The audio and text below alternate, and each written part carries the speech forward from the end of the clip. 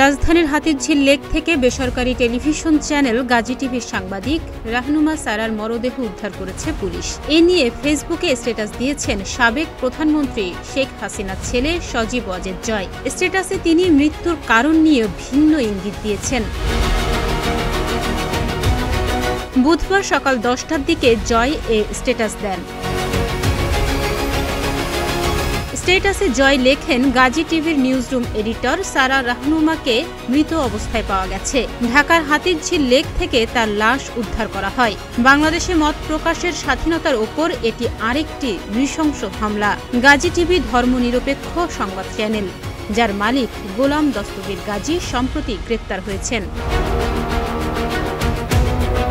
এর আগে মঙ্গলবার মধ্যরাতে অচেতন অবস্থায় পথচারীরা সারা রাহনুমাকে উদ্ধার করে ঢাকা মেডিকেল কলেজ হাসপাতালের জরুরি বিভাগে নিয়ে এলে রাত 2:15টায় কর্তব্যরত চিকিৎসক তাকে মৃত ঘোষণা করেন।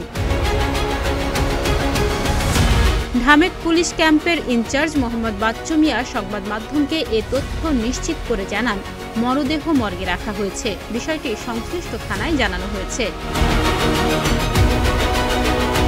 সারাকে উদ্ধার করে হাসপাতালে নিয়ে আসেন পথচারী মোহাম্মদ সাগর। তিনি বলেন, আমরা রাতে হাতিরঝিলের পানিতে একটি নারীকে ভাসমান অবস্থায় দেখতে পাই। তাকে উদ্ধার করে হাসপাতালে নিয়ে এলে কর্তব্যরত চিকিৎসক মৃত ঘোষণা করেন।